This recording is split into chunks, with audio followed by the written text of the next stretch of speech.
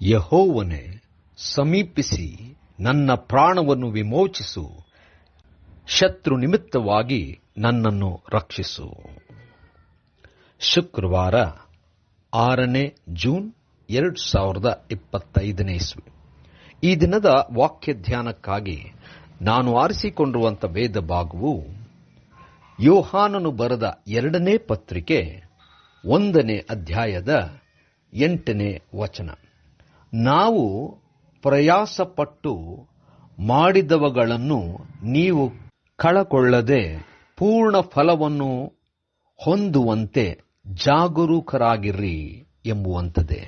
ಕರ್ತನಲ್ಲಿ ಪ್ರೀತಿಯುಳ್ಳ ದೇವ ಜನರೇ, ಶುಭೋದಯ.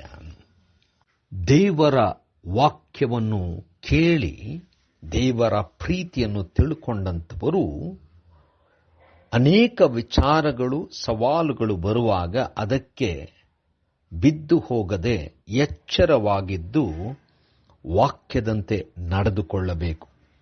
ದೇವರ ನಾಮಕ್ಕೆ ಸ್ತೋತ್ರ ಉಂಟಾಗಲಿ. ಕರ್ತನಲ್ಲಿ ಪ್ರಿಯರೇ, ಈ ವಾಕ್ಯ ಧ್ಯಾನ ಮಾಡೋಣ. ಈ ದಿನದ ವಾಕ್ಯ ಧ್ಯಾನದ ಶೀರ್ಷಿಕೆ ಜಾಗರೂಕರಾಗಿರಿ. ಕರ್ತನಲ್ಲಿ ಪ್ರಿಯರೇ, ಯೋಹಾನನು ಈ 2ನೇ ಪತ್ರಿಕೆಯಲ್ಲಿ ದೇವರ ಆತ್ಮದಿಂದ ನಡೆಸಲ್ಪಡುವಂಥವರು ಸತ್ಯ ಮತ್ತು ಪ್ರೀತಿಯಲ್ಲಿ ನಿರತರಾಗಿ ನಡೆಯಬೇಕೆಂಬುದಾಗಿ ಬಹಳ ಸ್ಪಷ್ಟವಾಗಿ ತಿಳಿಸುತ್ತಾ, ಈ ರೀತಿಯಾದಂಥ ಬೋಧನೆಯನ್ನು ಕೇಳಿ ದೇವರ ಪ್ರೀತಿಯನ್ನು ಅರಿತುಕೊಂಡಿದ್ದೀರಿ.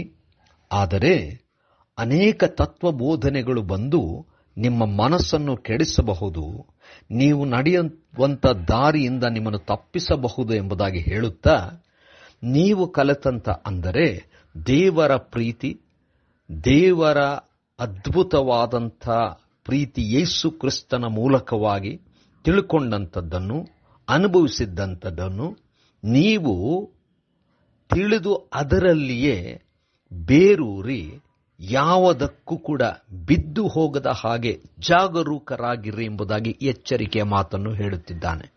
ಕರ್ತನಲ್ಲಿ ಪ್ರಿಯರೇ, ಎಷ್ಟು ಸತ್ಯವಾದ ಮಾತು. ನಾವು ದೇವರ ಪ್ರೀತಿಯನ್ನು ತಿಳ್ಕೊಂಡಿದ್ದೇವೆ, ಆದರೆ ಹಲವಾರು ತತ್ವ ಬೋಧನೆಗಳು ಬಂದು ನಮ್ಮ ಮನಸ್ಸನ್ನು ಕೆಡಿಸುವಂಥ ಪ್ರಯತ್ನಗಳು ಮಾಡಬಹುದು.